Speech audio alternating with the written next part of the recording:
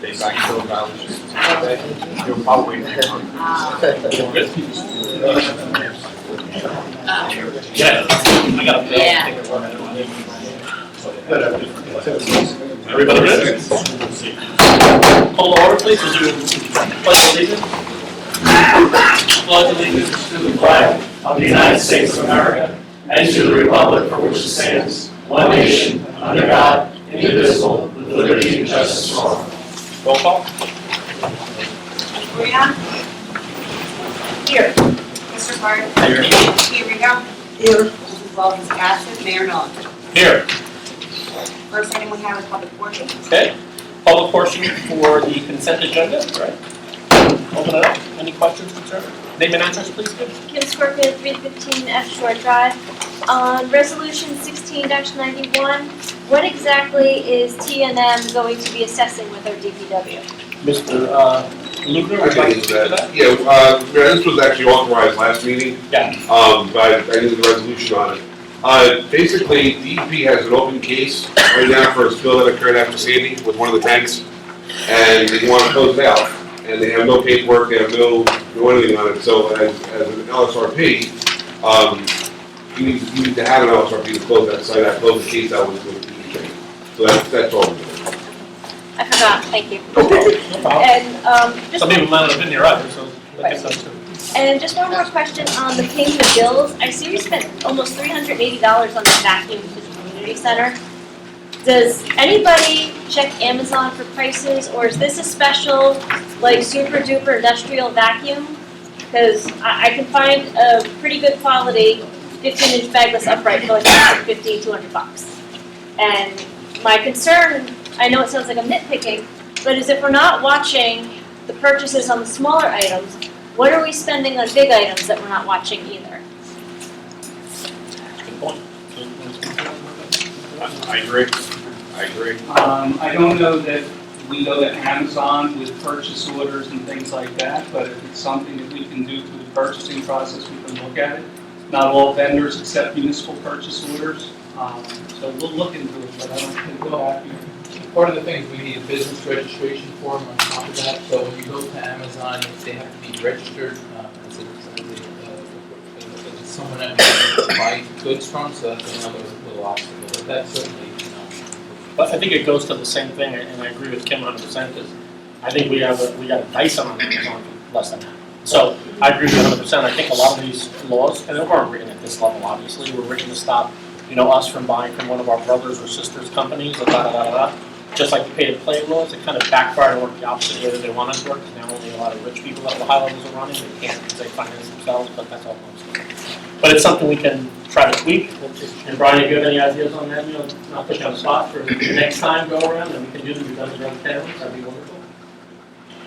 Okay, that's it, thank you. Anybody have any other comments? Consent agenda? Any bills? No? Okay, I'll close this one. Consent agenda? Anybody at the table want to take anything out separately? Comments, concerns, removals? Ms. Barr, you good? Okay. Claudette, you okay? I'm okay. Okay. I'll offer it. Offered by Mayor Miller. I will second. Second by Ms. Brianna. Ms. Brown? Yes. Mr. Hart? Yes. Mr. Irigo? Yes. Mayor Miller? Yes, please. The resolutions, Resolution R1692, resolution approving Pride in Highlands event. This is basically, if you don't have a copy, this is a community cleanup day with participating groups such as the Environmental Commission, the Recreation Committee, the Scouting Troops, and the PTO, as well as other volunteers. This was talked about, it says in here, by our current Borough Administrator, Mr. Hill, our current Chief of Police, Joe Blewett, as well as other representatives of the Highlands Council. Anybody have any questions at the table on this? No, just to add to it, it's a great thing, because we've been doing a couple of the active community groups in town, and they're all excited for it. And I think we need to really pass the word that everybody, whether you're involved on a daily basis or monthly or yearly, Pride in Highlands, just everybody. Build on it, please. Build on it, let's make it a big event for everybody. You good with it? Absolutely. Yeah. Absolutely. I'll offer it. Offered by Mayor Miller. I'll second it. Seconded by Ms. Irigo. Ms. Brianna? Yes. Mr. Hart? Yes. Mr. Irigo? Yes. Mayor Miller? Yes. Resolution R1693, resolution renewing a liquor license. The state just recently issued a special rulings and now we're permitted to renew it. Okay, I'm sorry, repeat that again for the public? The state just issued a special ruling which allows us to renew the license at this time. Okay, and I assume, I don't see the chief here tonight, I assume he is. He's right there. I didn't see, I'm sorry. You okay with, we went through our due diligence, I assume, on there's no issues? Yes. Okay. Any comments from the table or concerns? Okay, I'll offer it. Offered by Mayor Nolan, I'll second it. seconded by Ms. Brillon. Ms. Brillon? Yes. Mr. Card? Yes. Ms. Fiorito? Yes. Mayor Nolan. Yes. That brings us to ordinances on for introduction and setting of a public hearing date for April 20th. It's ordinance 0169, an ordinance supplementing section 2-3.1 of the revised general code of the Borough of Highlands to provide that members of the governing body have the option of obtaining borough-issued cell phones to conduct borough business to be paid directly by the borough, and that the use of personal cell phones will not be reimbursed. Okay, I know we've been talking about this for a long time in a lot of different scenarios. I'm going to open the public portion. This is just. I apologize, set it for the 20th. I mean, I'll offer it. Offered by Mayor Nolan, I'll second. seconded by Mr. Card. Ms. Brillon? Yes. Mr. Card? Yes. Ms. Fiorito? Yes. Mayor Nolan. Yes, I wanted to pass it so fast, I got away from it, sorry. Okay, then that brings us to Borough Engineer status report. Dale, please. Thank you very much. So the stormwater project in the North Street pump station is still in the permit phases. We're still plugging away with the various agencies on that. The pump station should be coming to fruition, hopefully in the next month. You should hear something back from the Army Corps. The streetscape project is going to resume next week. Contractor has said that he's going to be returning next week to get going. Weather's breaking, his crews are rehired, all for winter break. Hopefully we don't get snow Sunday, as the mayor alluded earlier. Mayor looks to God's ears. You know, amen. So right now, that's the schedule. He's looking to get going. He wants to finish up the other side of Bay Avenue, go up around Waterwich, the short drive section, get done and move forward. On that, same with streetscape. As authorized last meeting, we went out, we did a survey for the gap we'll call between Valley and Washington. What I'll do is I'll have a formal proposal for you guys for next meeting. But basically, the survey is complete. We're getting base mass back, so we're plugging away to meet the deadline to get the requirements. All right. The only thing the base bid, because of your funding constraints for it, would be the stamped concrete, the ADA ramps, and the conduits for future lighting. Now, everything else, what we'll do, all the other amenities, the lights themselves, benches, trees, tree grates, so on and so forth, will be listed as ad alternates in the bid. So if the base bids come in favorable, and what we do is we list them in order of importance. So you couldn't, like if you have A, B, C, and D, you couldn't award C and not A. You need to, in order to award C, you need to award A and B. Because. So, right, exactly. So we'll handle that, during the bid, and we'll hope, hopefully we'll get some decent bids, then we'll be able to get these things, buttoned up. Shore Drive Phase 2, the concrete work is complete. However, there was a truck that apparently drove over the new ramp at C Street and cracked that, so the contractor is coming back to fix that. It never fails. Contractor has stated that he's looking to come in and pave over the next couple of weeks. They wanted to make sure that they had everything buttoned up, though, because of this parade weekend, they don't want to have so much disturbance up there and everything. There is another pile of debris in we'll call it the Havana parking lot, the municipal lot next to Havana. Yeah. That is not our contractor. Someone saw a pile there and decided, well, And he's then- not gonna do it. Yeah. We don't know where that pile came from, but I do know Jads who works for Fiore did take all their debris, we'll call it, out of there. Also on a good note with the project, the initial $150,000 of your grant has been requested, so that money should be coming in shortly, Mr. Demonio, with you. So we'll be able to get that all squared away, and then we'll get the final, once the project is completed. Okay. So once DOT does their final inspection, once paving is completed, we can submit for the back quarter, so to speak, and get that all squared away.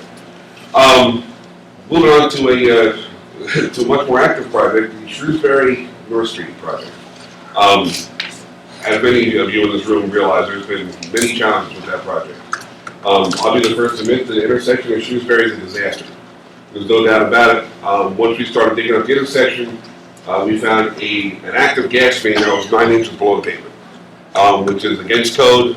New Jersey Natural Gas had no indication of it So they say they knew where it was horizontally, but not vertically. So they claim that line was there for about 30 years, but nobody knew it was as shallow as it was. Dale, so the public knows, what is the general practice they told you of the depth of those lines? Their practice now is 24 to 30, and it was 9. So basically right below the pavement. Inches, not feet. Exactly, we're hitting the gas. So, I mean, we had some, I'll call them frank discussions with them. There was really no urgency for them to come out and get that pipe rectified. So they're coming out tomorrow to do that. Contractor did try to get some pipe going up North Street. The quicker he can get going and get done, the quicker he's out of here. And I'm not gonna be bashful saying that. I want that project done just as quick as everybody else, I think. He does have some spoil piles that he's anticipating putting back in the trench, but it was too wet. So we are drying those out on the vacant lot down on 5th Street, the Borough's lot.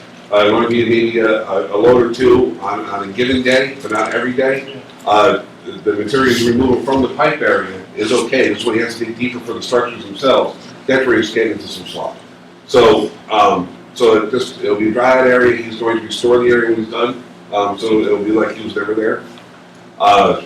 The pump, the dewatering pump, right now he is turning it off at my request every night. That was after we talked to some residents. Exactly, right, and I understand, it was a nuisance for residents. 24 hours a day, it was going. Absolutely, there's been several questionable activities, I'll say, by the contractor. I'm not too pleased with right now. But that's being turned off every day. Once he can get to the intersection, so once the gas company gets through and gets out of there, and we get that pipe back to the intersection going up North Street, he can actually remove part of the dewatering and move the pump further away from those houses. And then hopefully as we get closer to Bay, he might not need that much dewatering at all, we can actually lose that whole system. So that would be a good thing too. I'm anticipating, if all goes well, I'm anticipating maybe 2 weeks worth of pipe work left. I'm hoping a week and a half to get decent weather, he can get going. There is a challenge with sanitary sewer nearby, as always. I'll get to another pipe situation in a minute, which I just shook my head at too. But that's where we are now. So he did some work on Shrewsbury and Bay, put some drainage there. He was put on notice some damage he did cause over there. He was put on notice some damage he did cause in the Shrewsbury North intersection that he has to make good on one way, shape, or form. Okay, so that's being resolved, and like I said, hopefully we get to this pipe. Paving is not going to take long at all. Everything goes well, we can have him out of here in a month. Just if I can shift back to the short drive project for 1 second.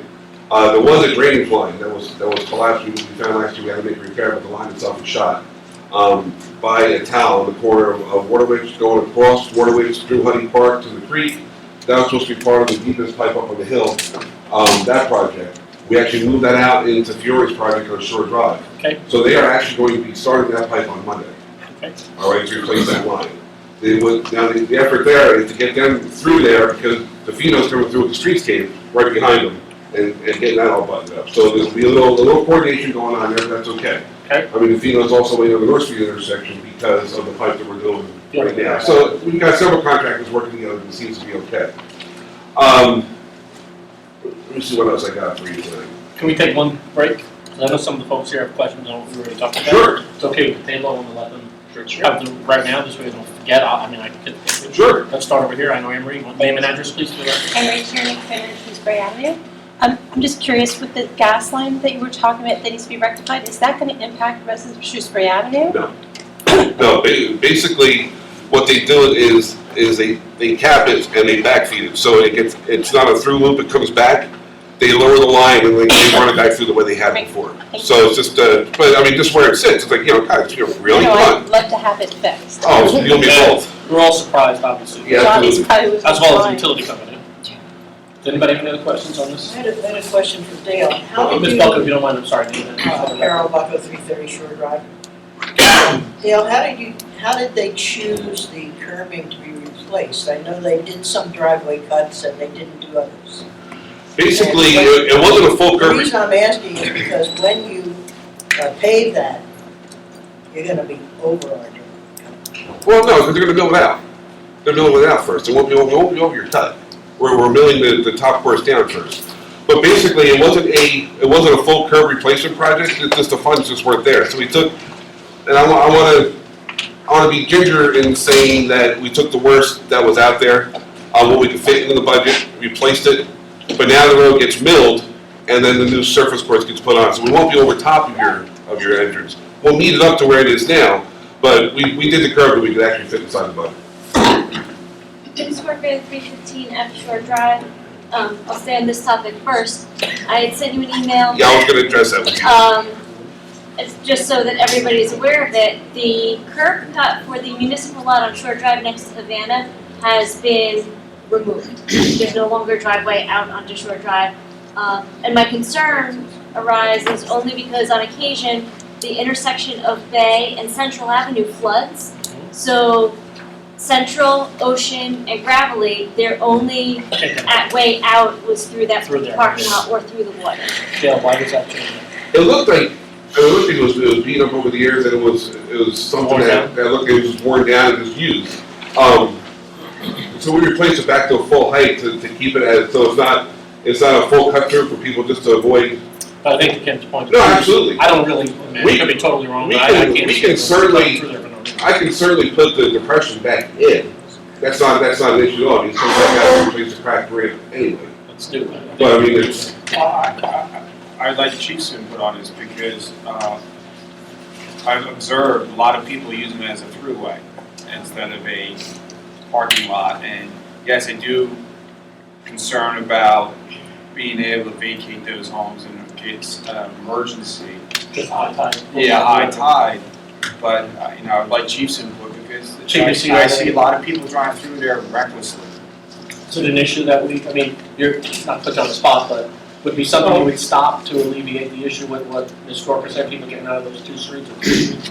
Well, it does, when the corner of Bay and Central floods, people do use that to get out. Okay. But there also has been issues where people, use that to cut through. Professional judgment, what's your opinion? Put it in, leave it the way it is, and they gotta go off the curb, go through the flood. Because that's what's gonna happen. That's what I'm saying. That or possibly, maybe we could somehow temporarily close the one end, so you can't get through the whole driveway. You can only get in or out of the parking lot, but not through it to Shore Drive. You know? So it goes up the other side? Because it definitely is being used, like I said, that intersection gets flooded fairly easy. Agreed, a lot, that's why I said full of high tide, not just necessarily. What's going on? It's staying positive, I understand. that the pump stations are gonna go online, that would mitigate a lot of that. Again, but then having the curb cut there with some type of gate, or whatever, but again, it's a public safety thing, if it's, we have to do, we do, we'll cut. And I think we should lower it just for that reason. You have a comment, ma'am? Yes, Lorraine Nolan, 65 Snook Harbor. The buses as well use that to go in and out of sometimes. When it's water, Right, when you like can't the get school through the buses for school kids? buses. Okay. So that is a I thought. really don't want them to come on the curb. They do use that quite often, actually. And Okay. also, I'm not 100% sure exactly what you were saying before, Dale, with what you were getting to on Shore Drive and stuff. But can you please make sure you consider, in the mornings especially with the ferry traffic and then the kids trying to get to school at the exact same time pretty much, that when these guys are coming to go ahead and do these roads or whatever, It's after 8:30, that you basically. please put that in, really. Is that what you're saying, like later in the day? Well, Not at 7 after, o'clock? not at 8 o'clock. Yeah. well, before they start paving, obviously, we're gonna have a meeting with the contractor and with Chief to go over, because you've got the C Street, you still have to maintain access in and out of C Street. You still have the buses that come through, you still have, I mean, it's So those who are heavily- not familiar, a lot of the buses actually come down, Linden, Make a left. they make a left if you're going to the Yep. ferry, but they don't, they come in between the street. Where, Right by Central, the, yeah, by the VW. and make a right by the VFW. Yep. So I would say a lot of the buses do that, obviously the ones going the other end don't have to do that, but everyone that does on this section takes that route. Right, so So I think to the point is you gotta stage one later, exactly. and I think we should, I And would even vote in for the summer, there's summer programs that the buses do come that route, so. And they go the same way, they don't change the Right. route. I mean, bottom line, I mean, the amount of paving that's gonna be done is basically 2 days, maybe 3 if they run into issues. But that's gonna be the extent of the work, but But if we again, I mean, cannot we're still going to have to have, if we have cannot a, have chaos for 3 days, I'm sure the absolutely, folks you that still live have to in have Florida a traffic, say a traffic plan, so to speak. They'll work out with the police department. Is everybody on agreed board to to that, vote it back to the way it was? When they were doing the work last time, we agreed to that. You did, but I still want to reiterate, I still want to go over it again, make sure everyone's on the same page, you know, because obviously we want this to seamless as The well. 4 council members agree we should lower the curb cut.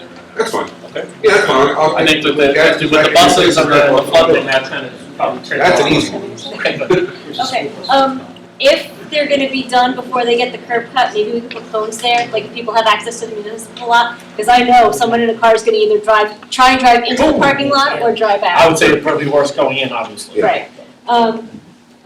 And my other question was on the streetscape. Yes, We had this discussion last year before they stopped work. Are they still going to redo the perfectly good sidewalk between Waterwich and Washington? No. Thank you. Do you have anything else on the engineer's report? one quick thing. Please.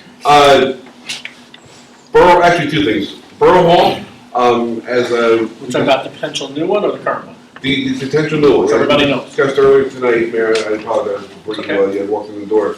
But we are advertising for the architect next week. To at least get that process going, to receive bids, vet out the architect. Obviously, we'll be involved along with members of the council, Mr. Hill, whoever else you guys choose to have present. And then we'll be able to at least have an architect on staff. That'll be done. So when we do get the word from FEMA, which way we're moving with everything, we can get going and keep this ball rolling. Is the anticipation to award that bid at the next council meeting or the one after? It would be actually May 18th. So, Right, it's a process to, you have to receive them, you go through, you let them out, you interview them, you check their credentials. So there's a process to it, but May 18th is the council meeting we're shooting for. So the deadlines are in place because of the process? Yes, The benchmarks, I should say, Correct. right? correct. Okay. One last thing that, I don't have on my report, but just, I just wanted to bring it up. Valley Street, the sinkhole at the pump station. That's been rectified, that's been resolved. The sinkhole has been identified. The pipe, when we uncovered it, it takes a couple 45s, which I was surprised to see. It's not a straight run. It kind of snakes around. We're able to, I'll call it a makeshift repair for now that was very inexpensive. Being that we are going to replace that pipe in its entirety, didn't want to throw good money after bad. Will the repair be straight through? The repair will be straight through. This pipe did a 45 coming out of the station, did another 45, ran up the side of the property line near Mr. Francie's property. Then at some point it comes back again, it comes across the street further up. Don't know why it was done that way. It was toward the end of the pipe, which again, salt water isn't always a good thing either. But bottom line that the sinkhole issue has been resolved. The backfilling was supposed to happen today. I'm going to make it down there, and then there will be steps replaced to the station, so at least we can get in there to service and fuel it, so on and so forth. So that was something that's been hanging around for a while, and we're going to cut off the list. Okay. And besides that, everything looks pretty good. Does anybody have any other questions on the engineer's report? Name and address, please. Chris Francie, 36 Fifth Street. 2 quick things. Please.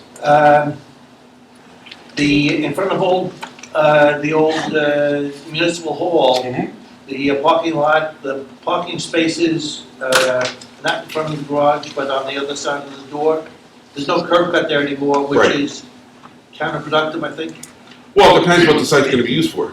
That was discussed during design to make that just have it open in front of the garage for now, and not have that whole entire curb cut open. Except that it's a surge area for parking for the post office, Like a restaurant. the restaurant, Now at the time, the church. At the time, we did get people complained about overnight parking there being an issue, just so we're all on the same page. And we also, when we discussed doing that, putting the curb in, knowing that eventually the town will probably be demolished. And also liability risk, that the apron it's all chewed up, fallen down, liability. So when we did the streetscape, we collectively made a decision to put the curb cut back up to where it was. I mean, I'm and not leave it sure- for the first aid squad. I'm not sure I agree with the decision, but as long as it wasn't the contractor not seeing a garage door. No, it was not the contractor's decision, it was the governing body's I think there decision. was multiple conversations and why we went that way, to be honest with you. It's fair to say. We gotta take it back. I- It was a whatever. tough one. Yes, We can agree to disagree. yes. There was a program, post-Irene, where we were gonna raise 11, 12, 13 houses. All right, and there's been no report on that in a year and a half. Well, if you recall, when you were on council, you actually took me away from that program, you had Has somebody else nothing to do do it. with you, I think it's what. Right, well, I'm just saying, I just don't have a report. on that. It's a T&M effort. No, actually, it's not. It's actually nothing to do with T&M, and that was per you. You actually had given that to Arcadis. We never grabbed that Irene back again. We had Sandy, that we took back from Arcadis, that's still in process with NJOEM, but those 11 houses from Irene, that was your decision to put Arcadis on that project. So the T&M has nothing to do I mean, with for it. the record, it's a collective decision, but beyond that, Again, we can agree to disagree. what is the status of that? Are they still working on it? When you say raise, are you talking about lifting or raising? It's elevated. Elevating. They're still working on, I think, 3 or 4 homes that may be eligible for that project.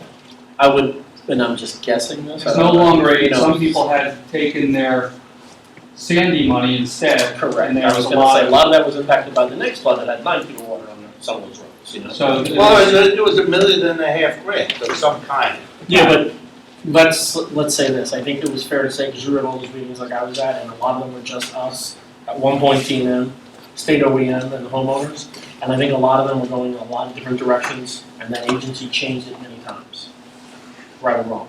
And we wound up getting T&M out of there, I believe the woman's name was Lori, that initially was the person who was the lead person, and then we had the state OEM come in, and then they told us, those folks there that night, that they didn't have any experience in it, because they were state troopers by trade, remember that conversation?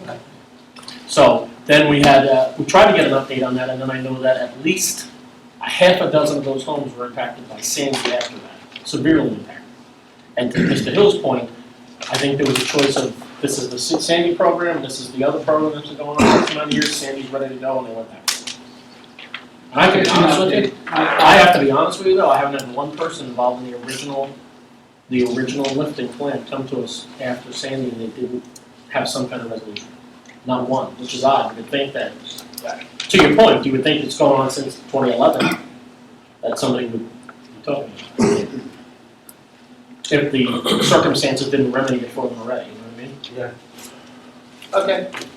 So is it, Arcadis is doing anything on it, or? Yes, Arcadis is still working on the project. And They they're, actually filed for an extension that the state is granting.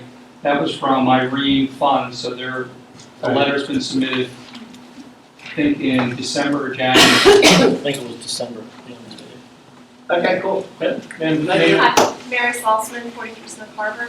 I'm just curious about the process for building the Borough Hall, and so if you are putting out to bid for an architect, is there a site selection already? I mean, do you know, what is it that is put out to bid? I mean, you don't have any direction for the architect, or do you, or well, how does the process work, I guess is the question. yeah, so here's how the process went. We were able to identify X amount of locations that either the borough already owned or Right. something that was privately owned.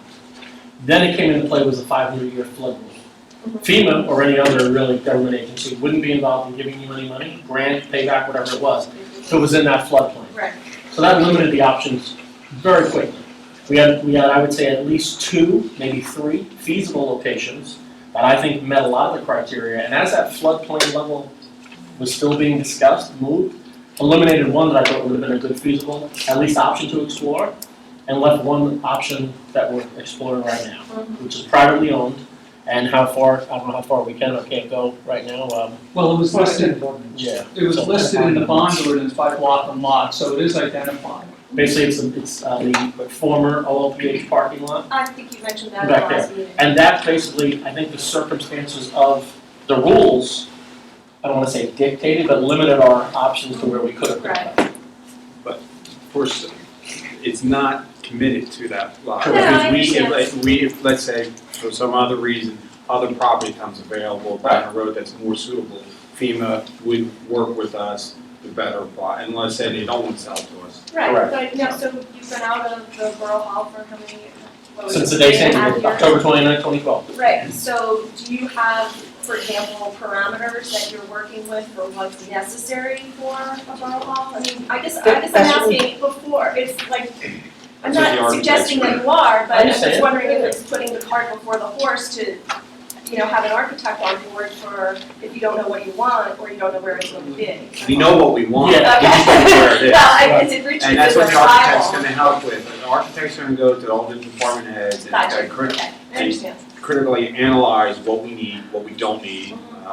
We all want the Mercedes Benz, but we can't afford Right. that. So we have to figure out what we need, and that's what the architect's gonna help us with. Okay, I just wanted to understand the Yeah, process. and what the people that we're here from, that we have on our, I don't wanna say side, but on our professionals, also let us know at the last few meetings that the architect's also gonna help you reassert the qualified spots or not, eliminate the ones that, we don't know, because we don't do that for a living, And to Mr. Carr's point, they're gonna come in and talk to us also, say, yes, we want court there, we want, we're gonna have some discussions.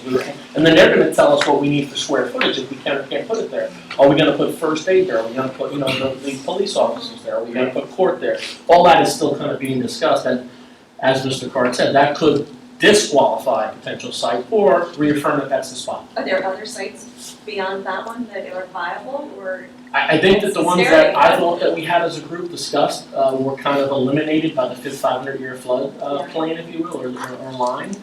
And I think that we always thought in the past, I'll always speak to myself as being up here years ago, that the perfect thing to do would be make Shore Drive on where the firehouse is, Municipal Way. Well, that kind of got eliminated by Sandy because it set the floodplain higher. And nothing down there currently that we already own, we can build there. So. There is a lot across the street from that. Yep. And I've questioned it, and seen that, one of the things I'm gonna ask the architect is to verify Correct. that plot, because just like Mayor Nolan said, it would be a great place to have our town hall across the street. And then that was like to the point, that will qualify or tell us no, correct, that's not qualified. Or it'll tell us both spots are qualified that we're talking about, or a third one, and then we'll kind of have discussions. That's a good dilemma to be. Yeah, and I can assure you that we talked about this a lot, this city council. We will without question have multiple public forums to let me know what's going on. This is just in the infancy stages, and this timeline has been dictated by FEMA and what we had to do to qualify for percentage of, substantial damage and how much percentage was ruined and can we relocate it, can we build there? And to speak to the other thing we talked about a potential site of what's happening at the current Borough Hall. Depending on what way we go, that's gonna dictate what goes there too. Many instances, you can't just put an office building there, that's gonna be Right. Green Acres, something along those lines. But that'll all be spoken about in public.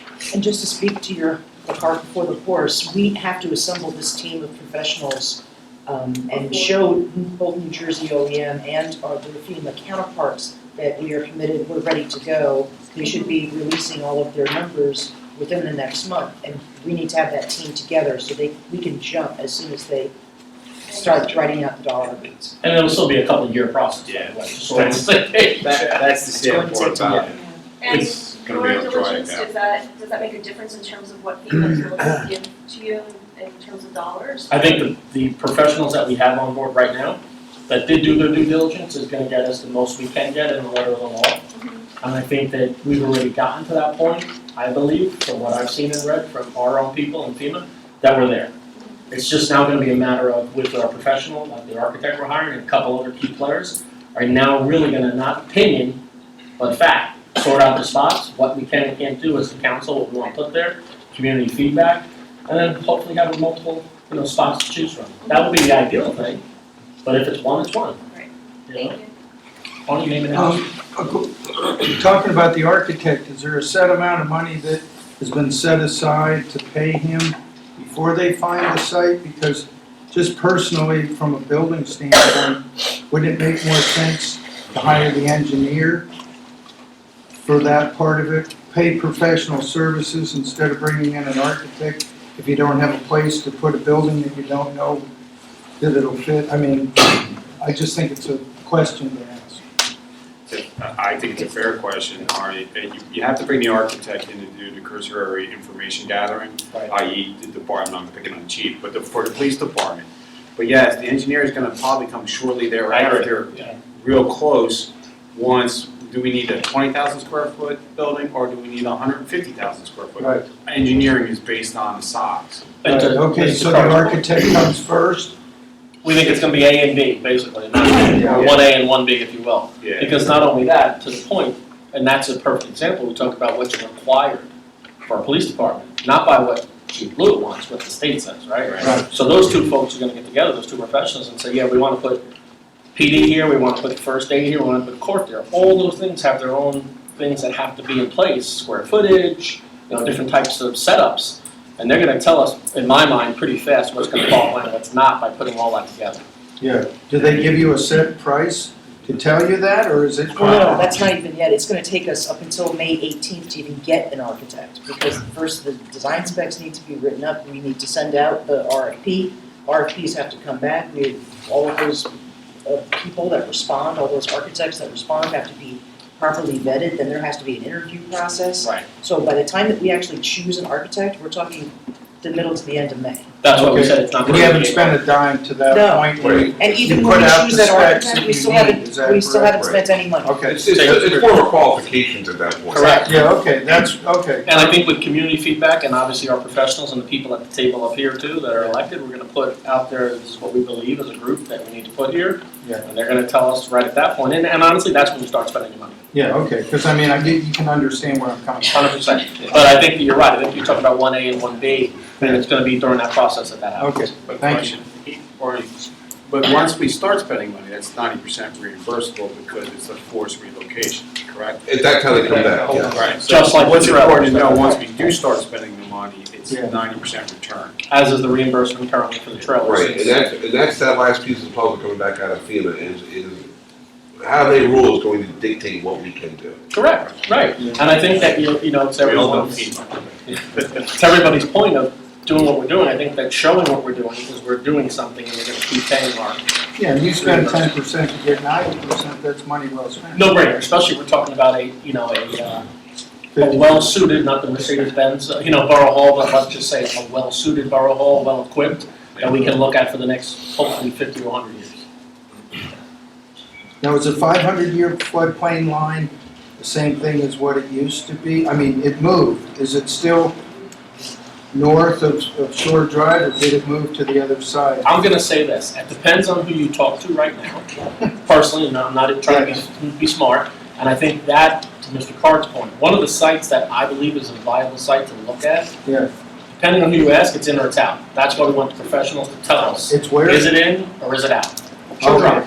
I mean, like, for instance, like it used to be Shore Drive. Mhm. It used to be Everything, across the street on Shore Drive. Then it was up the hill, depending on who you talk to. oh, okay, so it keeps moving up the hill. Yeah, but again, if you talk to 3 different people, they'll tell you. You get 3 different. They'll tell you 3 different sites, and in this particular case, it wouldn't matter if you said we only have one site on the highway, because obviously it's not the highway, but if we have a legitimate site somewhere on Shore Drive, it does matter. Yeah, okay. And that's the, the spot we're at right now. We need these folks to come online and tell us, do we really have a viable spot, 2, 3, 4, or is it one?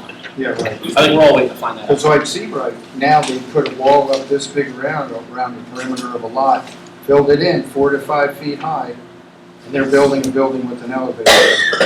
So somebody's spending millions of dollars on that location, like we would do in about probably the same floodplain. Right, especially and don't forget, there's many options too, like and I don't really want to say where, it's not fair, but one of the things that were explored by Mr. Card and this particular thing, I thought was a good idea, we may not have to buy. There could be a lease option, there's many options, so that's why we want to make sure we're talking about 1, 2, 3, or 4 spots. Yeah. Fair to say, right?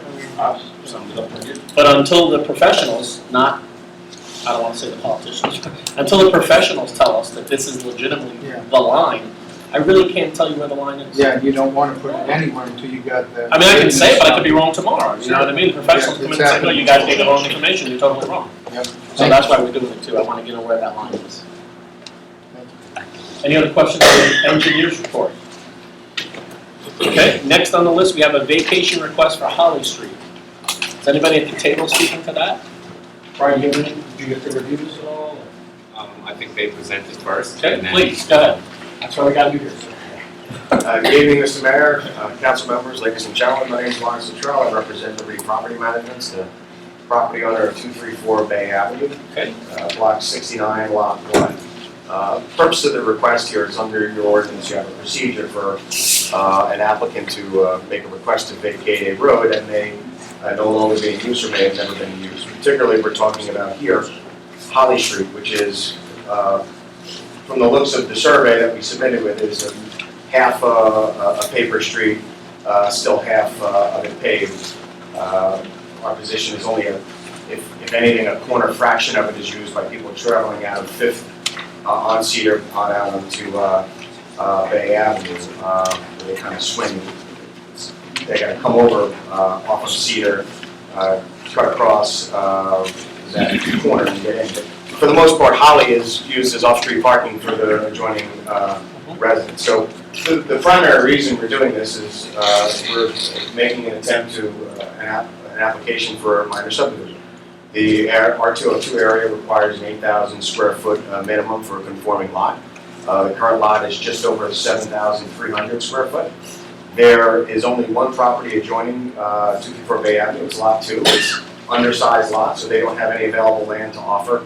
And Cedar Street and Bay Avenue is adjoining it, and there's obviously no available land there. So the only possible way to try to make the lot more conforming would be to ask for the vacation of Holly Street. Obviously, it's not a compelling issue, and I like the ordinance because it simply says it's a preliminary application, put up the money, and we'll consider preliminary, and if our engineer and attorney and the board think it's reasonable to go ahead and do it, then it's on your dime, and we'll go ahead and do it. So that's why we're here. It's simply just to make that request to see if it's in the borough's interest to go ahead and update effectively a street map that is quite old, but you have bigger fish to fry with your budget, obviously, and then that's why we're making the application under those guidelines.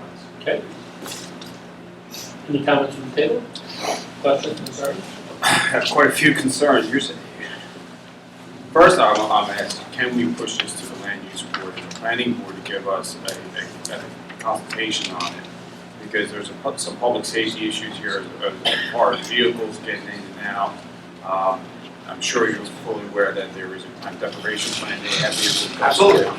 I would need to consult with the fire department, first aid squad, their ability, So- PD. Yeah, so Not saying no, but No. we have to do our homework. well, so that's the benefit of the ordinance. So the ordinance basically says, look, it's you make the application. Your application, if it's granted, is preliminarily granted. Meaning we're not promising you anything other than to take your money and have our professionals look at it and get you back an answer, an up or down, yes or no. So the yes tonight would simply be, we're giving you a preliminary yes to take your money and pay our engineers to come back and give us the exact advice that you're looking for in order to make an informed decision. Obviously, we would not be making, that's why the ordinance is there. It's like, you're coming in here asking us to vacate a road, I don't know anything about it until 2 minutes ago. But that's the exact purpose.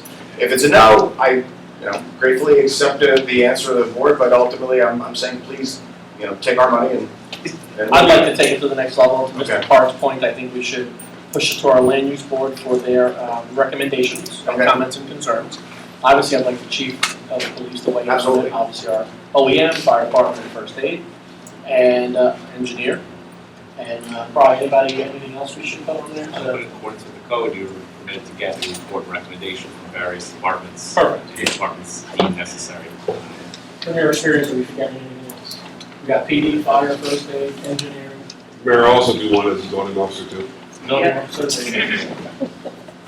I will See ask in a the trailer. question, are you on time restraints? Because we want to encourage saying yes to everybody doing. No, absolutely. But we have to do our homework, but then. It is what it is, at the end of the day, So I think what would happen is it would go to the land use board the first second Thursday of next month, and then come to the council table, I guess, with all those feedback from everyone we just mentioned, all the officials, for the second meeting in April. With that, Mr. That's Park, absolutely, I that holds appreciate you guys Josh's up. the offer, but yes, we're fully prepared to let the vetting process undo its course, simply because if I'm making the application for the subdivision, at some point would be forthcoming. Right. At some point, I'm gonna be standing in front of the board, and the board attorney and the engineer, and the first person who asks me, did you make an attempt to try to go ahead and vacate Holly Street? And then, so that's the point. And I think we should also, we're gonna go to this route to the next level and anticipate hearing this at the second meeting in April. I think it's the 20th. We should make sure it's on the agenda so the public in the area knows that they could be voting on a vacate that day. Okay, excellent. Okay. Thank you very much. Everybody okay with that? I don't want to speak for everybody. Okay, sounds good. Thank you. Mayor, one thing I need to say on Please, Mr. Hill. I just wanted to let you know, I met with the Girl Scout Gold Star Project. Yep. Um, We talked about the last meeting, I correct? mentioned, and they want to do some landscaping along the building here along the creek side and around the front. And they're hoping to possibly get permission to do a walkway at a minimum to tie in from this ramp to the back stairs here. The wood walkway like we have in the Yeah. sand, So basically that's the road. about the scope of the project. They want to vet it out. They have to get it passed through the Girl Scout Council too for approval. And then if they do get approval, they'll be coming back to the council with the full-blown, Okay. type of landscaping, what type of things they'd like to put in, so. So you need the council's direction if that's what we want to do, or, Yeah, okay? I mean, we Robert. encouraged them this far, they've continued on, and they're looking forward to. I hate to make you talk, but you're okay with that? Okay. So that's on the letter, but yeah, I think we're all on board. Thanks. Is there anything else on the agenda right now, Carolyn? Okay. I'd like to make a sad announcement, but it's not sad, it's bittersweet. We have a resignation in front of us for Mr. Hill, who's retiring.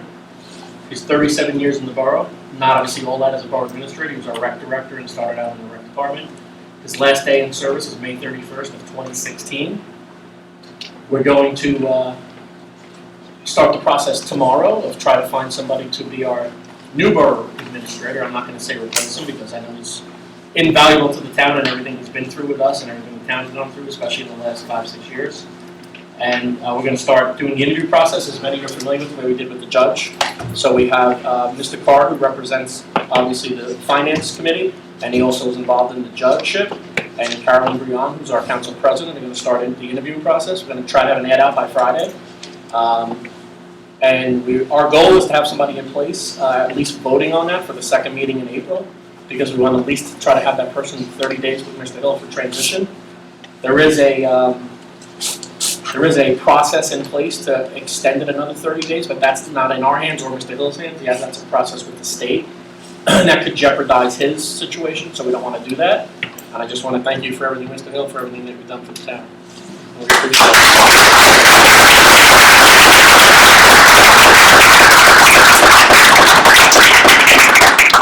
So that being said, that process will start tomorrow, and we're hoping to have an ad in the paper by Friday, and maybe for the weekend, and get some feedback.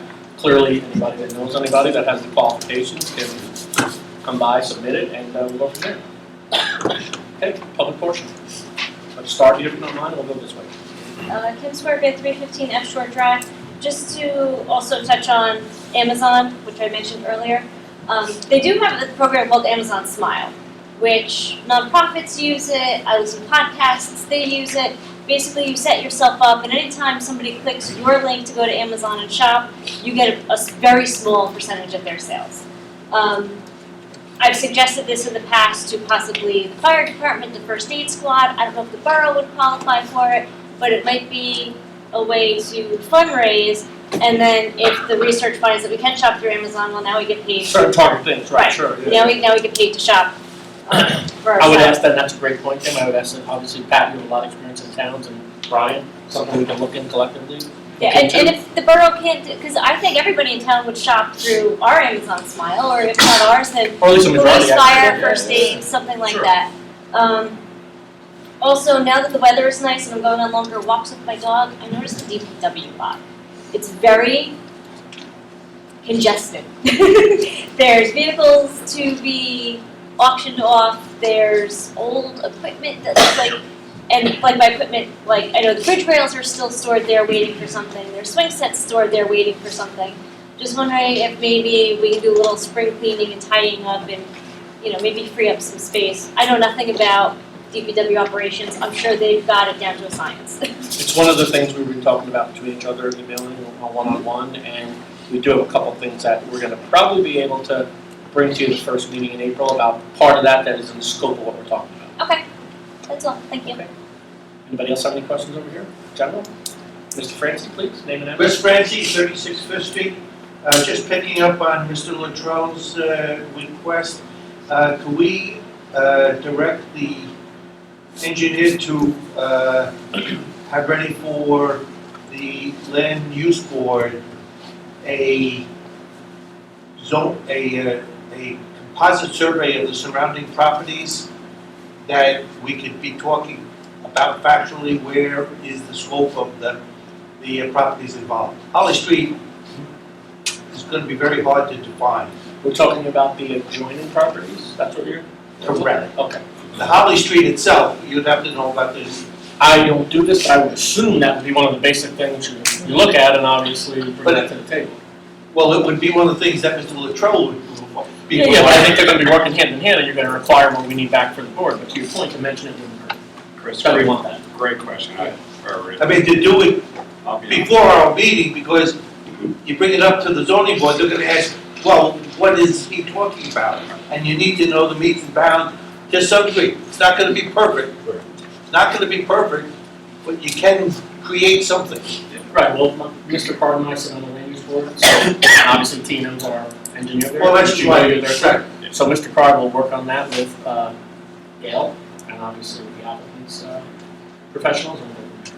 But it wouldn't hurt, you have any other things, bring them up, we can't think of everything, so I was agreeing. No, it's just, nobody would think that Holly was even a paper street. I agree. It is, Right, if you look at it. And I think if you don't know, Yeah, like, if you look at it, you're absolutely right. Right. you have no idea. yeah, and I think it's one of those things too, if you don't know the lay of the land, you really don't know the circumstances. And so, it would be helpful as the zoning board or land use board. It's actually really the planning board, guys. Okay, it's a land use zoning planning board in one, how's that? The, Mr. Serpico- the triple whammy throwdown board. Serpico keeps reminding us, I the know. planning board survived. Yet everything I read says planning board, quotations, land use board. Okay, but We read it this it's when we meet at every second Thursday, how's that?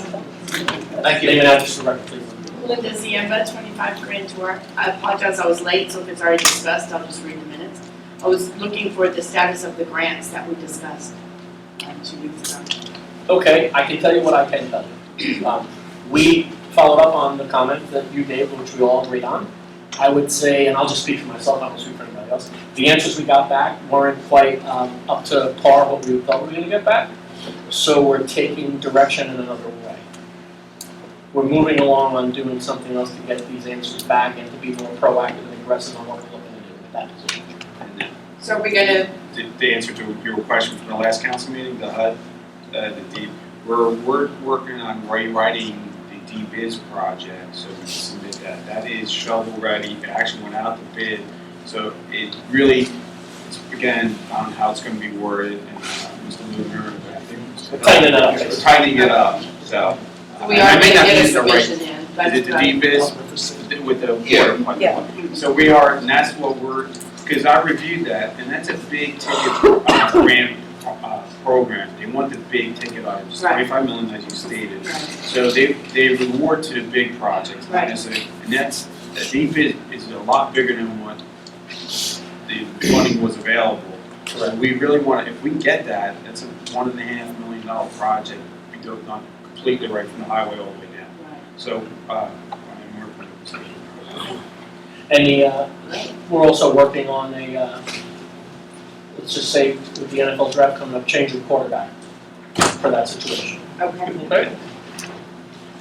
Anybody else have any questions? Please. Mary Salzman, 43 Smith Harbor.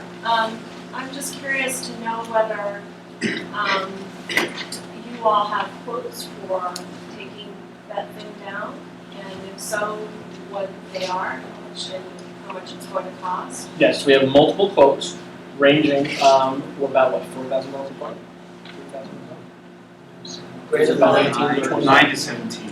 Yeah. Sorry? 9,000 to 17. Yeah, so we have one really low, one really high, right? Okay. What we talked about at the last meeting was doing at least a two-pronged attack, if you will, and maybe a third.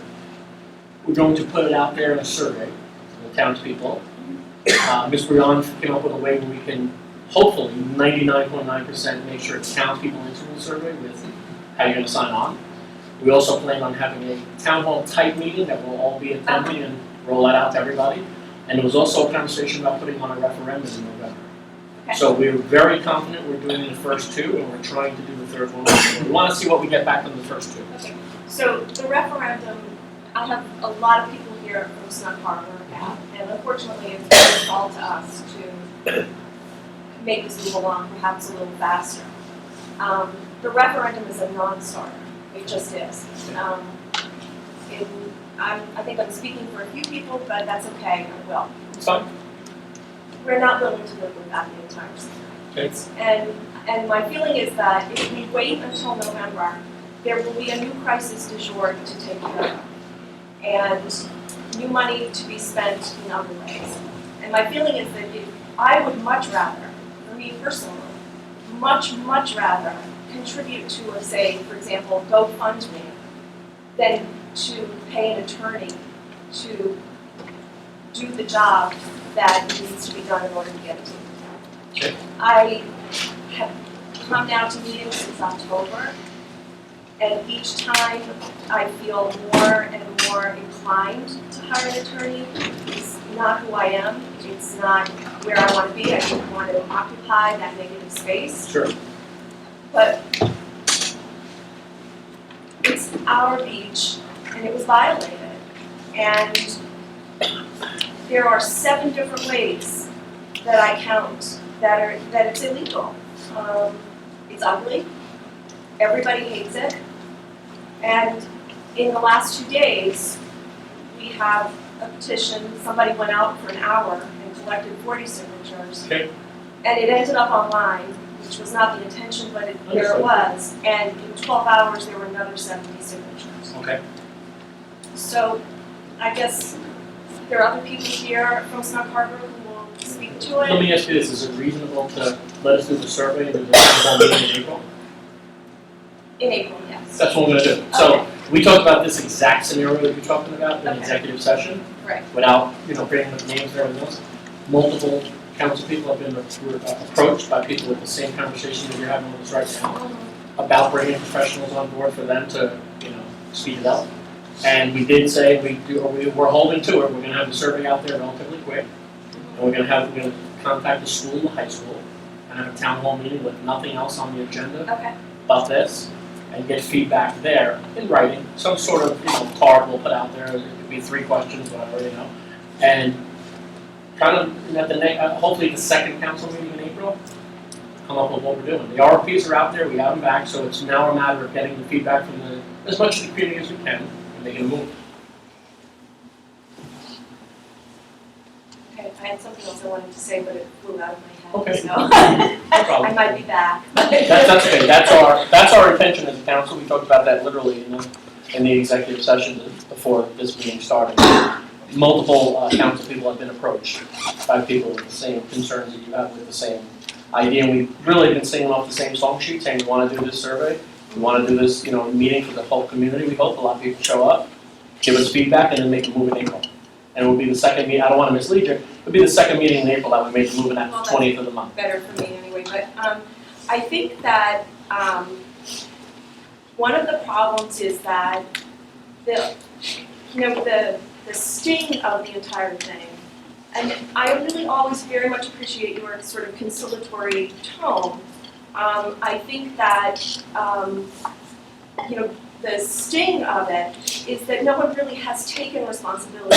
And I would much rather be in a place where we all say together, how can we do this together? I know that people, for example, have complained, are my tax dollars going to be used to take this down? And for me, that's you've got to weigh that out, because your tax dollars are otherwise going to be used for other purposes that are really going to be counterproductive for everybody. And that will happen. So, as I said, I think that it's perfectly reasonable, and I really think that if we did have a more communal approach to it, that there really is a way that we probably could do it together, and I'm sure that there would be many people who would contribute to an effort to take it down. I think we all agree with that. I will say, as the mayor of the town, if it has to be someone to blame me. Because I was sitting here as mayor last year and it happened. You take the blame, you take the glory, if you will, when good things happen. So, Well, I appreciate that, but you weren't really here, you weren't sitting here I understand. when it I had happened. a near-death experience, and I will tell you, I've I'm shared sorry this with, then. that's okay, thank God. I will literally share this with you, what happened, I came home from the hospital with my wife. She opened up the back door of the transportation vehicle, and the crane was lowering the roof. Oh, And I my said, God. I couldn't even stand up, no exaggeration. Police had to come and get me out of the house because I passed out. And Over that? no, I might have done it too. But I will tell you, I said to my wife said to me, and we live right there, you know, my wife grew up here. She said, I won't say the words, but you know, what is that? And I said, to be honest with you, I can't even stand up right now, we have to go outside. And you know, it's 37 days in the hospital, and that's when we really all listen. Wow, Not making excuses, I was the mayor of town, blame me. I understand. But we're gonna fix it. But as we talked in executive session, with all due respect to everybody that's here tonight, I don't wanna make another knee-jerk reaction. It was a knee-jerk reaction, in my opinion, putting it there. I don't wanna make a non-open, community-involved decision to take it out either. I will tell you right now, my wife and I don't like it either. And I won't speak for her, but last time we talked, she didn't like it either. People's opinions evolve, so, so I just don't want to make another knee-jerk reaction. And this is the exact words we talked about in the executive session. And it was brought to the table that many people would be okay with going into April, but maybe not past, and I understand why. Trust me when I tell you, my kids play in this beach too, and you know, the whole deal. Yes. But if we come out of the April meeting, town hall meeting, and you have a majority of people saying to get it out of there, I will have no issue voting in the second meeting in April to see them. Thank you, and just one other thing, just in terms of the referendum, I mean, my problem really is that there are several residents, many residents, I think, who would not be able to vote in We that talked about that, referendum. and that was one of the dilemmas. Legal, vote, if you will, too, you know, so anyway. And honestly, that was one of the dilemmas why we didn't want to put all our eggs in that basket either. Right. Because although we realized there'll be hopefully a big turnout with the presidential election, you're not going to capture a lot of people that are impacted the most, who live right here, who are seasonal. So that was why we didn't put all our eggs in that basket either, and we tried to have a three-pronged approach. That's why we're doing the survey, so one of the Yes. parts of the survey is going to be able to have a validation of if you're a resident or if you're a property owner. In that you could choose your form of validation, whether it's a voter registration number, whether it's your sewer account bill number. And this way, it's not just people that live in Highlands full-time, it's also the people that own properties in Highlands that you're here predominantly in the Highlands most of the time. And that way, if we can do it like that, then everybody's opinions are coming in and we have a better, more robust way of making this decision. And we have a few people in town who administrate those very well in their private lives, and we're gonna ask one of them to do it. So it's, has nothing to do with anybody sitting at the table. It's just literally, residents getting involved. We'll all be at the town hall meeting. I mean, I won't speak for everybody, but we're all planning on being at the town hall meeting, listen to everybody's concerns, and go from there. I have one more thing. Please. I was just gonna say, if you could find some way also for that town hall meeting to be able to accommodate people who might not be able to come. I mean, I travel down here for an hour, 10 minutes each way just Sure. to be here. Yeah. And so, That's a good it point. would be a great Yeah. idea to just make sure that The there's a way. Ustream that Donica does now, Yes. if you log on to it, there's a comments section, so it's like a chat. Maybe we can put a survey on there, So, well, people could interact with it. right? Right to it, yeah. So, you could So be sitting right but- next to But there the, would have to be some instruction for that. I'm just saying. Absolutely. We'll put that out there, Accommodate absolutely. that. Good idea. Right. We'll make sure Sorry to everybody's take so much informed. time. I'm I sorry. think we'll make sure everybody's informed about this town hall meeting, we smoke That was my screens, our question. computers, and we'll put flyers out, whatever it is. We'll Doug's do gonna go door to door. If we have to, just so that way we, like the mayor said, we wanna make a decision on knee-jerk reaction. And the mayor summed it up, we're not dragging our feet on this, we're doing our homework, we don't wanna make an inappropriate decision. We wanna have all the facts. It's becoming more evident that there would be a measure of people being okay if it was going by the ordinance. I'm sorry? It's becoming more and more, yeah, I think that, is that fair? It's becoming more and more, and I'm not gonna wait till that weekend. No, we're not gonna wait till that weekend. The point is, if we have the, there's no reason it's not a few days, in my mind, after a decision's made at the table to go, because we already did the RFP, right? So, it's becoming more and more evident that the time frame has to be by, let's just say, major themes. Is there a DEP requirement for having the permission to take it down? There was one to put it up. Yeah, please correct me if I'm wrong, Tim said this letter that they sent us said either remove it or fill out the Right, application. that's So I think if we remove it, I think we'll probably inform them that we'll remove Yeah, I it. think to that- apply. Again, our attorney will be involved in that. But I don't think they're gonna make us fill out an application because we're complying to their letter. Correct. Their letter Okay. said, get it down with all this. Yeah. It is the state, I wouldn't doubt it. Well, that's why. That's why I brought it.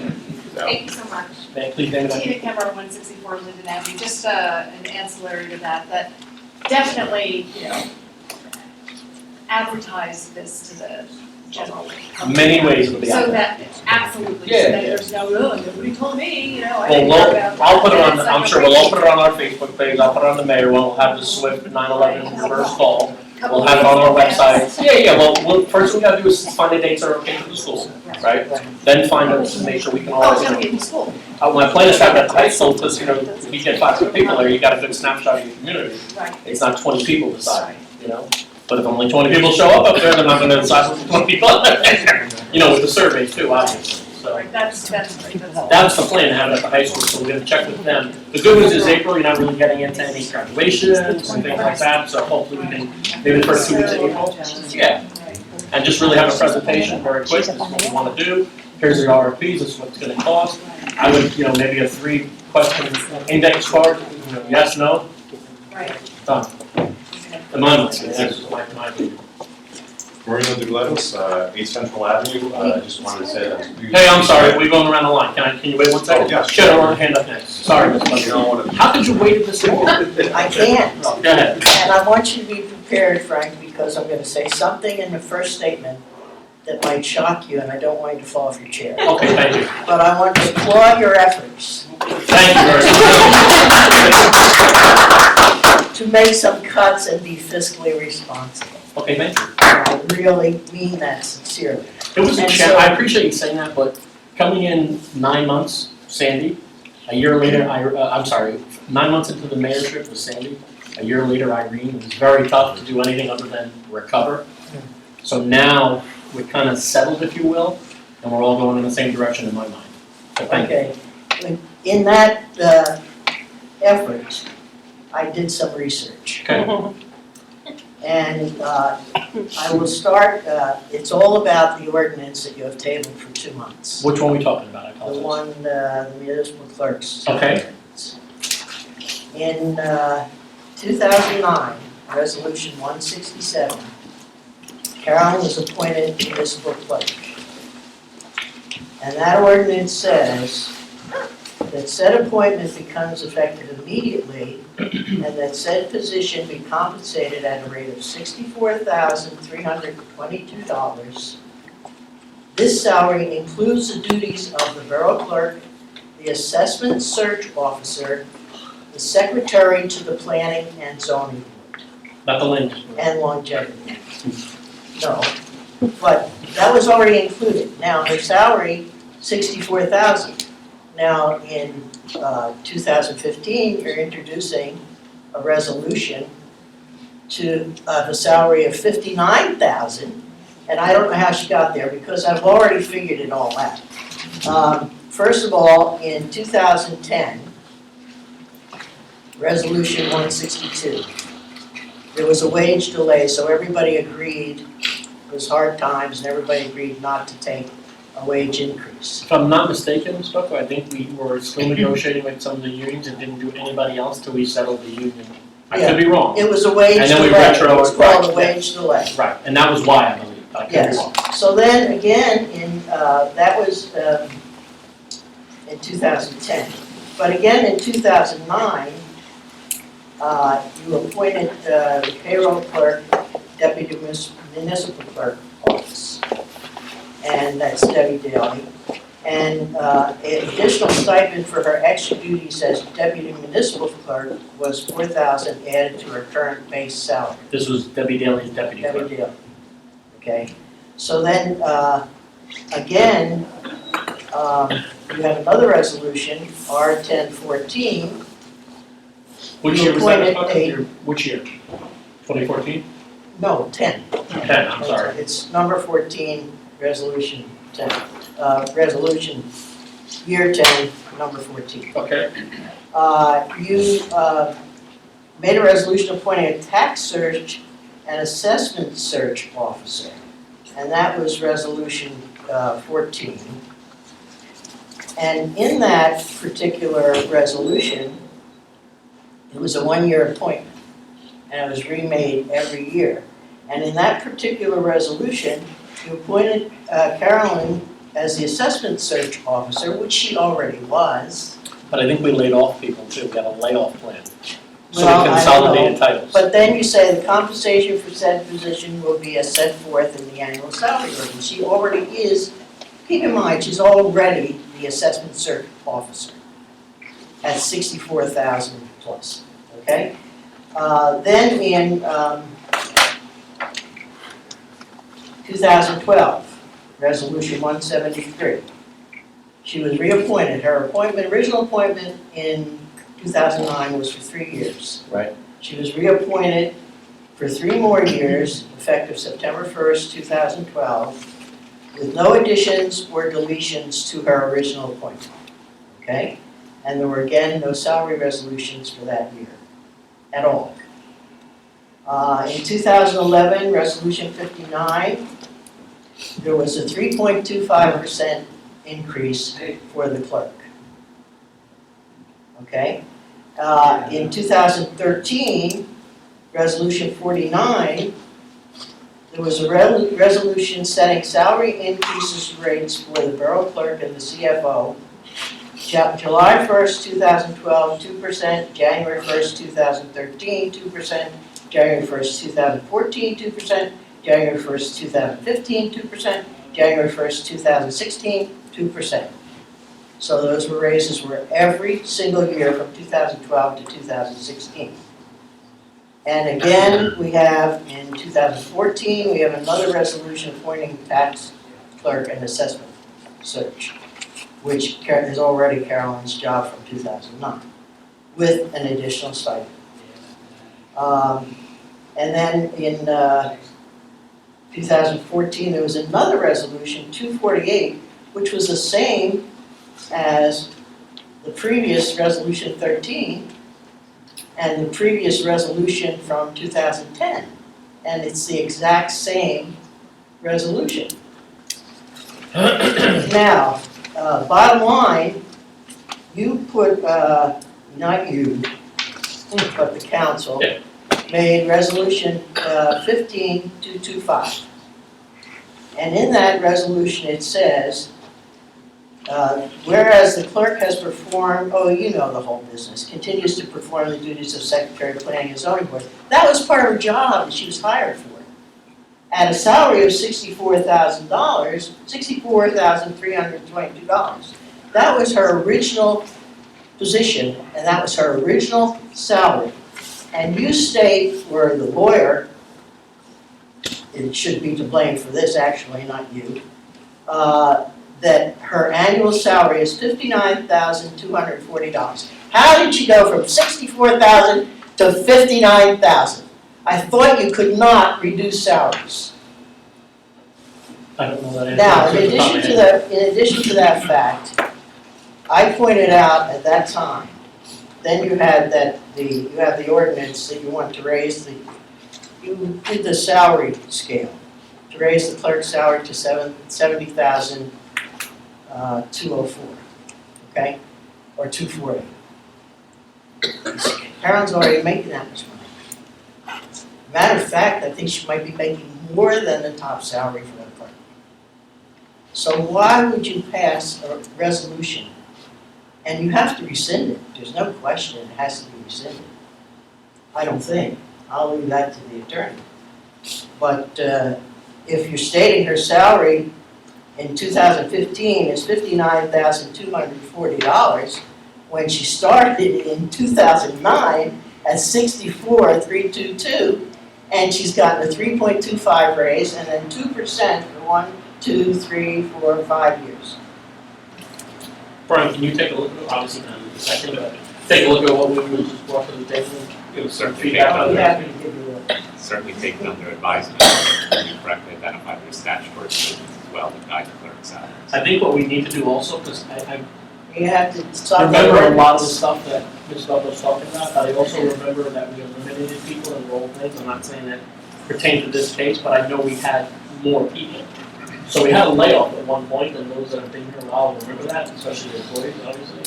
and we got rid of a couple of positions and tried to roll them into others, so there wasn't a default type of situation. Yeah, but you made the resolution.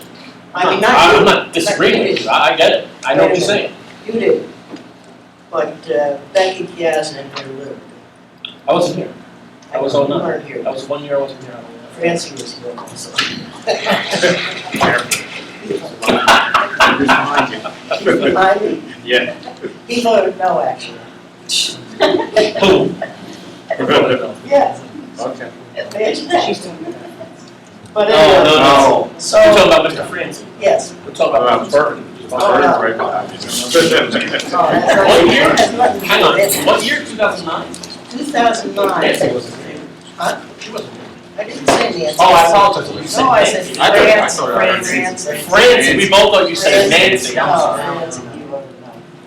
So that was, yeah, that's fine, but who cares, I mean, I don't want to say. But anyway. It is what it is right now, we'll get a handle on it, and Brian Yeah, will sort well, out I the don't legal think you side. should waste the attorney's time with that ordinance because it's incorrect. Well, I wanted to review everything you just brought to the table and see what we can do to fix the, Okay. make it safe. Why waste the time? You gotta do it in another month, so, Because we want to know everything you brought to the table, all the ramifications of it, before we do okay. anything. I would anyway, personally.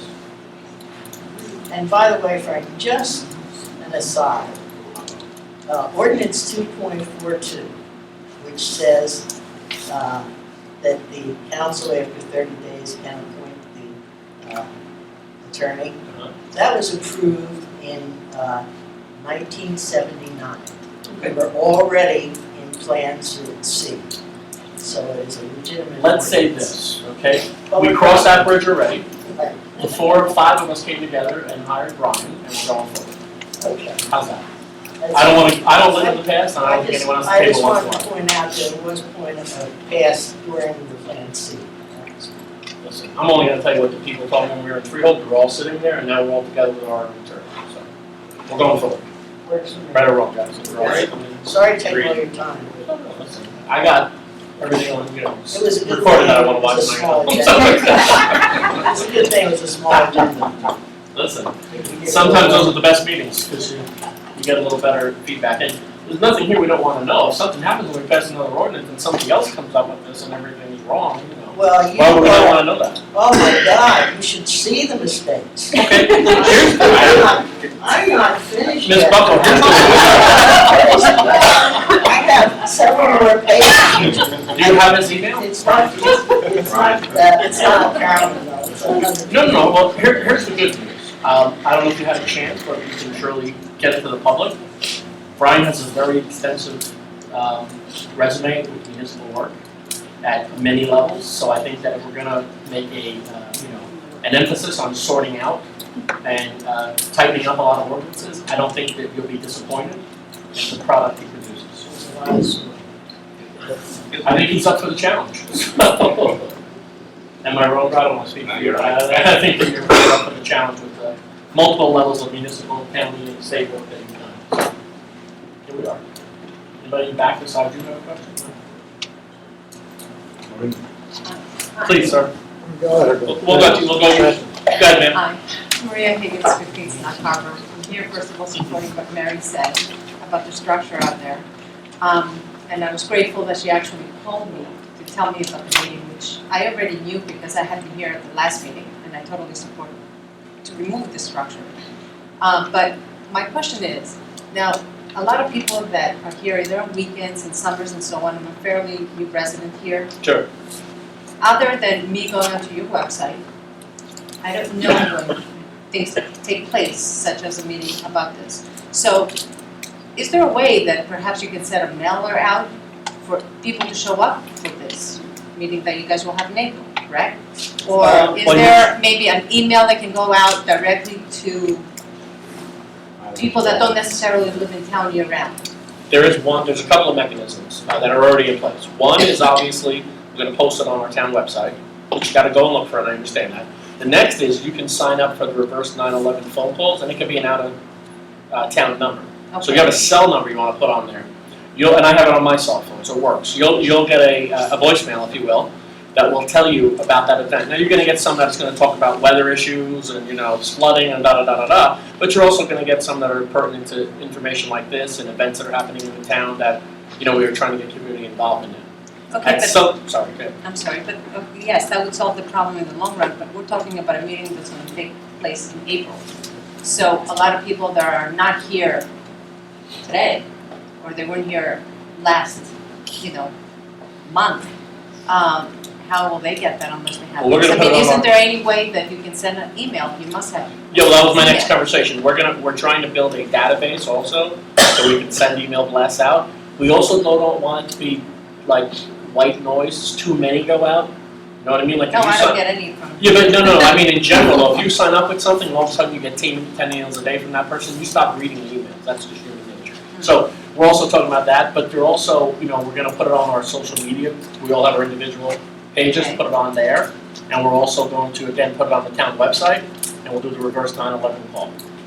And then I'm gonna ask the neighbors, obviously, to talk to their neighbors. Because it's important for people to know that are not in town, every day. We hope 1,000 people show up, to be honest with you. We want as many people, well, I wouldn't say with the fire code, maybe 660 at that time. But we hope we hit the max at that town hall. I'm grateful that Mary was, called us to make sure that And that's what we're looking to do, get everybody involved that we can. we definitely support removing that structure. Okay, and just And a please, lot if of us you, are here for that. if you can't be there, there'll be a way to go on the stream and chat and put those comments Okay. down, okay? Thank you. You're welcome. Name and address for the record, sir. Tom Reed, 71 Harbor Avenue. I'll start out by saying, Frank, I'm glad you're looking good and back healthy, Thank you, sir. because our health is in our wealth. I also want to thank the Mayor Council, Tim, Dale, Caroline, Chief, and any of the officers in the room for their hard work.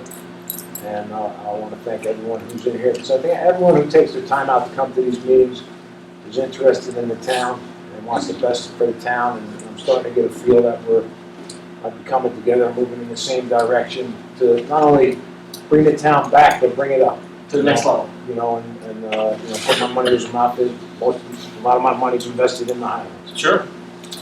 I want to confess that I was disappointed in myself, i.e., back whenever it was, I heard a rumor that the pavilion was going to be replaced.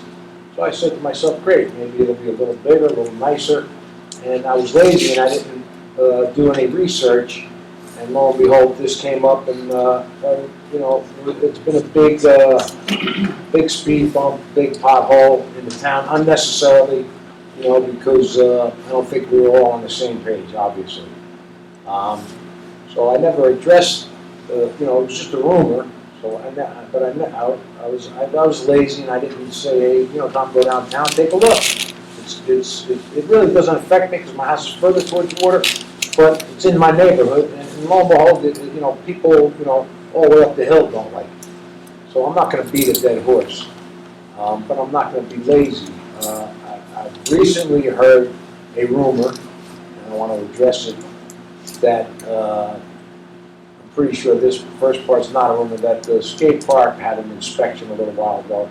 Then I heard a rumor that there's a movement that wants to dismantle the skate park. I don't think anyone in this room wants to take away any of the positive outlets the young people in town have. There's not a lot of them, so us old folks, we can't be complaining about what the kids are doing, getting in trouble if we take away positive stuff. Got nowhere to go, right? So I wanted to bring that out in a public forum, and I don't just want to be a noisy can, I want to present solutions or help. So I certainly don't want to see the kids lose any of the positive recreational outlets they have. Agreed. Okay, no, thank you very much. So I did a little research, and I see I actually took half a day of work to come here, I work nights, that you had the grant writer thing on the agenda, which is good. I have an organization, the Tony Hawk Foundation, who's a longtime skateboarder, and they do grants for skateboards, so this, I guess, would go to the grant writer. But then also, I took it a little further to where and I didn't even know there was a skateboard community, but there apparently is. It's pretty big, and I talked with the man who runs the concern of Brave New World, It's a pretty well-known store in Oceanport. They do skateboarding, surfing, skiing, hiking, you know, all kinds of sports. A real nice store, and his name is Chris Mitchell. And he's not a spring chicken, he's like mid-40s, been skateboarding for like 35 years, and he said, Tom, I want to give back to the skateboard community, i.e. young kids that are staying out of trouble and skateboarding or surfing and skiing and all of this stuff.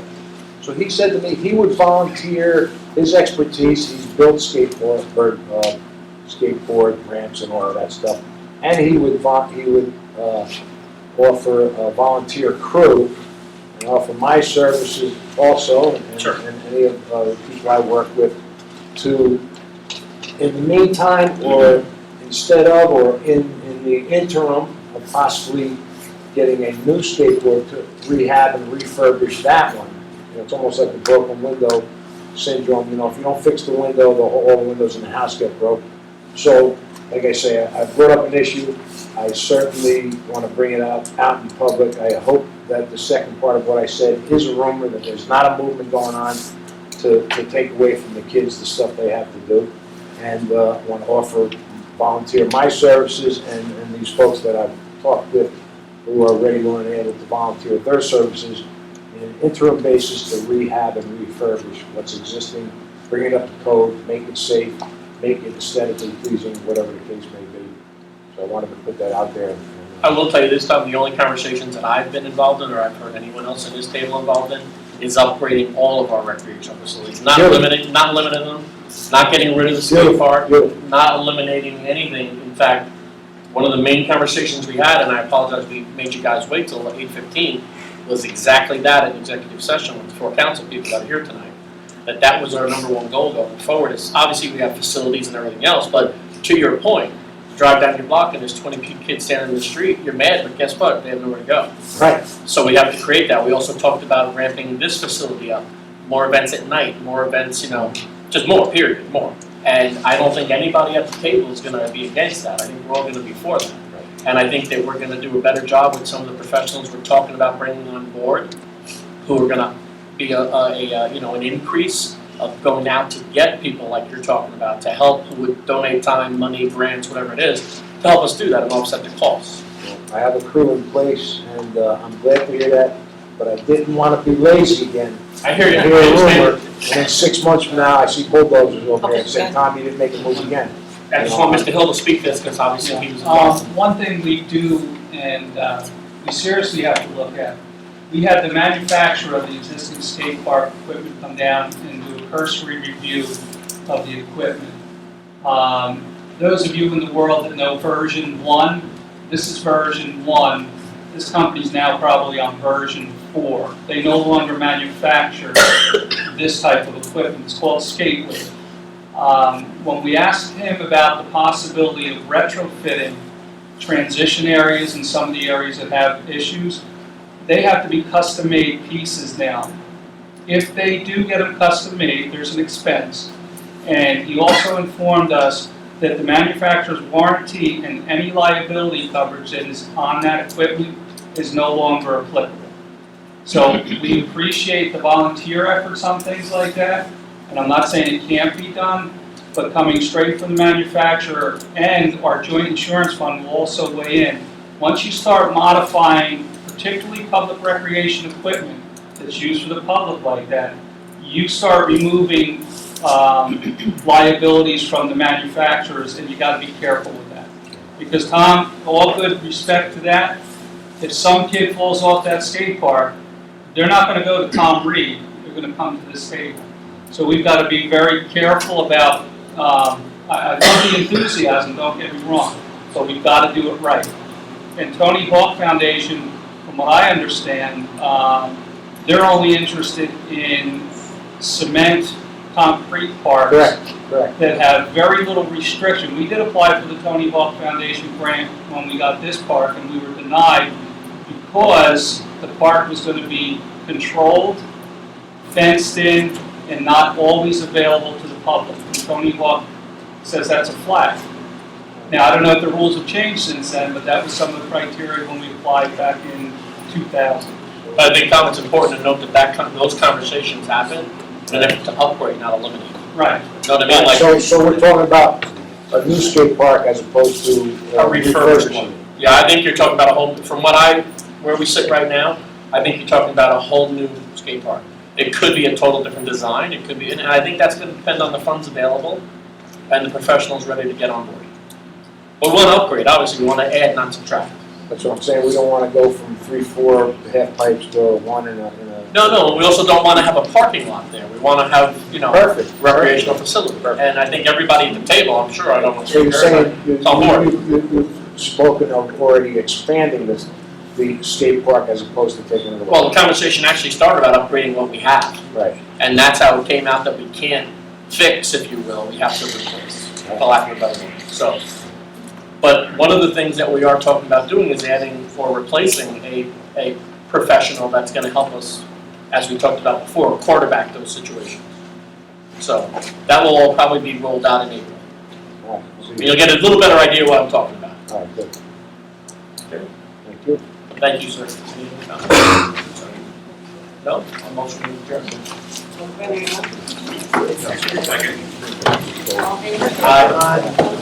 Have a good night, everybody. The parade is Saturday, 2 o'clock.